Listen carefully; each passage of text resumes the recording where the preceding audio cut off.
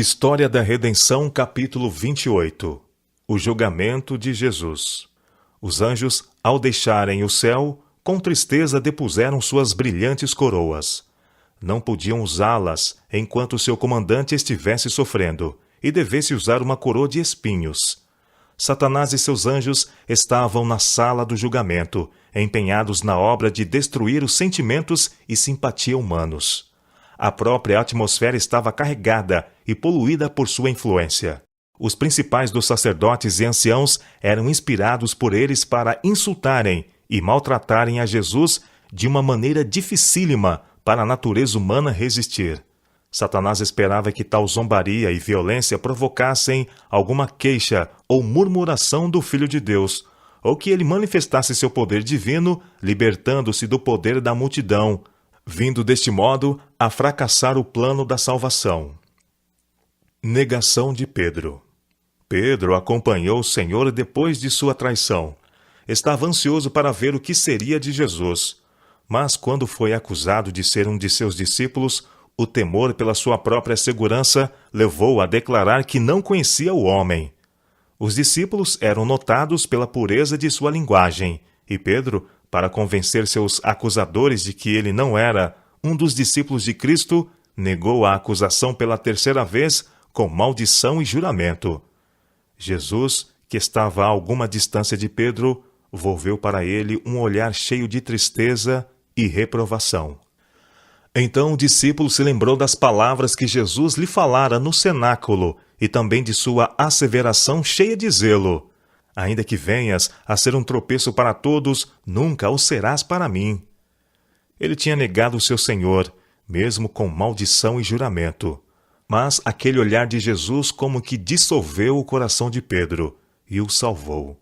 Ele chorou amargamente, arrependeu-se de seu grande pecado e converteu-se, e então ficou preparado para fortalecer seus irmãos. Na sala do julgamento. A multidão clamava pelo sangue de Jesus. Cruelmente o açoitaram e puseram sobre ele uma velha veste real de púrpura, cingindo-lhe a sagrada cabeça com uma coroa de espinhos. Puseram-lhe na mão uma cana, prostraram-se diante dele e escarnecedoramente o saudavam: "Salve, Rei dos Judeus!" Tiraram-lhe então da mão a cana e com ela o feriram na cabeça, fazendo com que os espinhos penetrassem sua fronte e o sangue lhe escorresse pelo rosto e barba. Era difícil aos anjos suportarem aquela cena. Desejavam libertar a Jesus, mas os anjos comandantes lhes proibiam isto, dizendo que era grande o resgate que deveria ser pago pelo homem, mas que o mesmo se completaria e ocasionaria a morte daquele que tinha o poder da morte. Jesus sabia que os anjos estavam testemunhando a cena de sua humilhação.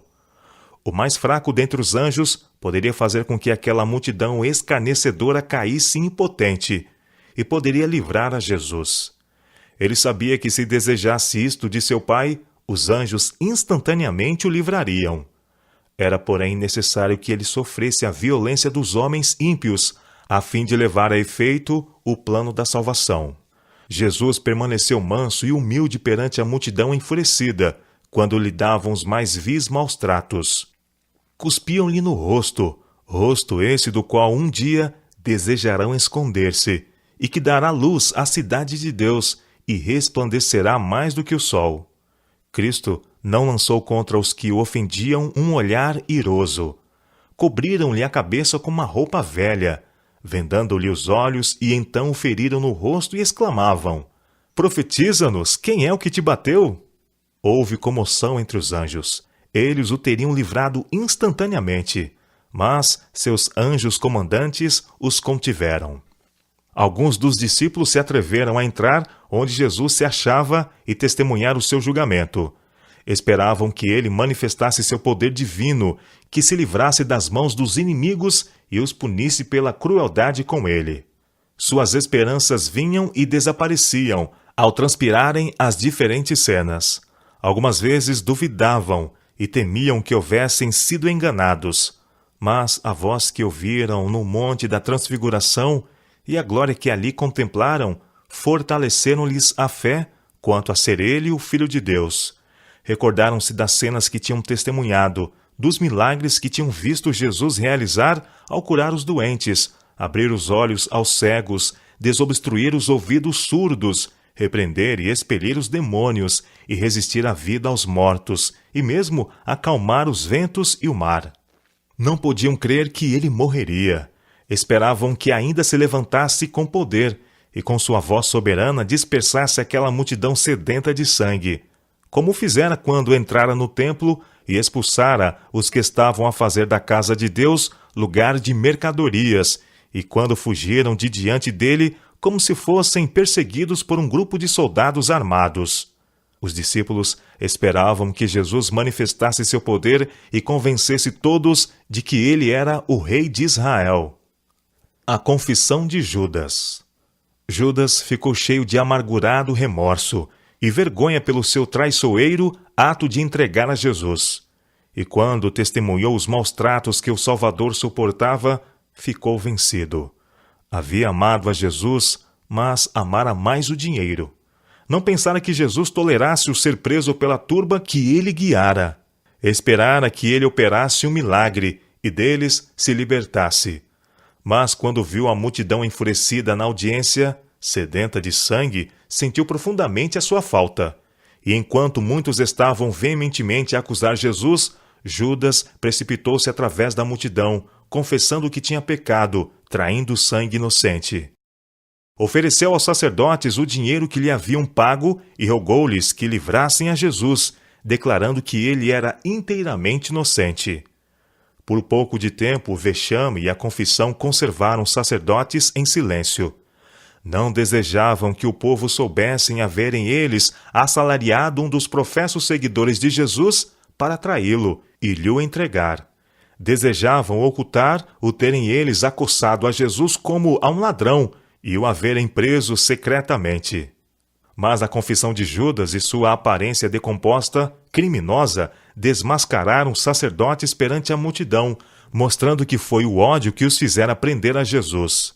Ao declarar Judas em alta voz que Jesus era inocente, replicaram os sacerdotes: "Que nos importa? Isso é contigo." Eles tinham Jesus em seu poder e estavam decididos a mantê-lo seguro. Judas, vencido pela angústia, arrojou o dinheiro que ele agora desprezava aos pés daqueles que o assalariaram, e com aflição e horror foi enforcar-se. Jesus tinha muitos que com ele simpatizavam na multidão em redor, e o não haver ele respondido às muitas perguntas que lhe foram feitas, tornou estupefata a turba. Sob toda a zombaria e violência do populacho, nenhum sinal de desagrado, nenhuma expressão de inquietação repousou em suas feições. Manteve a dignidade e a compostura. Os espectadores olhavam para ele maravilhados. Comparavam suas formas perfeitas e porte firme, digno, com a aparência daqueles que se assentavam em juízo contra ele, e diziam uns aos outros que ele se parecia com um rei mais do que qualquer dos príncipes. Não apresentava indício de ser criminoso. Seu olhar era suave, claro e denodado, sua testa larga e alta. Todos os traços se distinguiam fortemente pela benevolência e nobres princípios. Sua paciência e resignação eram tão diferentes das dos homens que muitos estremeceram. Mesmo Herodes e Pilatos ficaram grandemente perturbados com seu porte nobre e divino. Jesus perante Pilatos. Desde o princípio, Pilatos estava convencido de que Jesus não era um homem comum. Cria que tinha um excelente caráter e inteiramente inocente das acusações feitas contra ele. Os anjos que testemunhavam a cena notaram as convicções do governador romano e, para salvá-lo de se empenhar no terrível ato de entregar a Cristo para ser crucificado, um anjo foi enviado à mulher de Pilatos e informou-a, por meio de um sonho, de que o Filho de Deus era aquele em cujo processo seu marido estava empenhado e era um inocente sofredor. Ela imediatamente mandou um recado a Pilatos, declarando que sofrera muitas coisas em um sonho por causa de Jesus, e avisando de que nada tivesse que ver com aquele santo homem. O portador desta mensagem, atravessando à pressa a multidão, colocou a carta nas mãos de Pilatos. Ao lê-la, tremeu e ficou pálido, e logo resolveu nada ter que ver com tirar a vida de Jesus. Se os judeus quisessem o sangue de Jesus, ele não prestaria sua influência para tal. Antes trabalharia para o livrar. Enviado a Herodes. Quando Pilatos ouviu que Herodes estava em Jerusalém, sentiu-se grandemente aliviado, pois esperava livrar-se de toda a responsabilidade no julgamento e condenação de Jesus. Logo o enviou, com seus acusadores, a Herodes. Este governante se havia endurecido no pecado. O assassínio de João Batista lhe deixara na consciência uma mancha de que se não podia livrar. Quando ouviu falar de Jesus e das obras poderosas efetuadas por ele, receou e tremeu, crendo ser ele João Batista, ressuscitado dos mortos. Quando Jesus foi colocado em suas mãos por Pilatos, Herodes considerou este ato como um reconhecimento de seu poder, autoridade e julgamento. Isto teve como resultado tornar amigo os dois governantes, que antes tinham sido inimigos. Herodes gostou de ver Jesus, esperando que ele operasse algum poderoso milagre para satisfação sua. Não era, porém, a obra de Jesus satisfazer curiosidade ou procurar a sua própria segurança.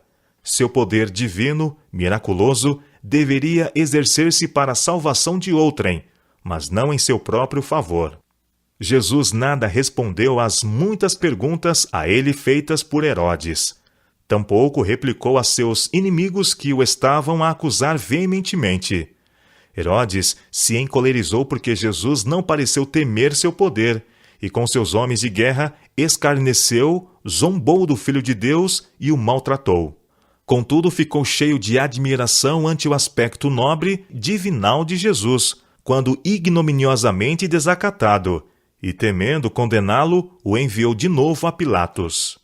Satanás e seus anjos estavam a tentar Pilatos e procurando levá-lo à sua própria ruína.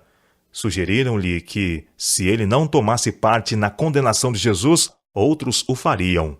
A multidão tinha sede de seu sangue, e se ele não entregasse para ser crucificado, perderia poder e honras mundanas e seria acusado como crente em um impostor.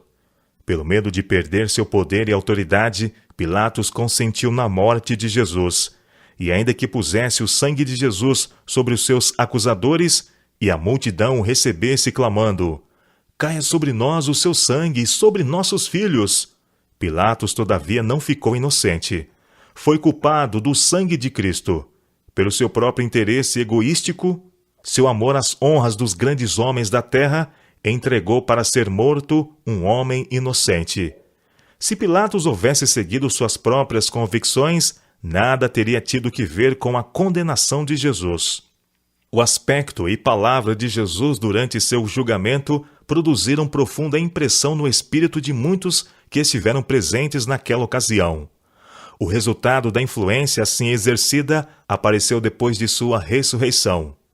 Entre aqueles que então foram acrescentados à igreja, muitos havia cuja convicção datava do tempo do julgamento de Jesus. Grande foi a ira de Satanás quando viu que toda a crueldade que havia levado os judeus a infligirem a Jesus não provocara dele a menor murmuração. Embora ele tivesse tomado sobre si a natureza do homem, foi sustentado por uma força divinal e não se afastou na mínima coisa da vontade de seu Pai.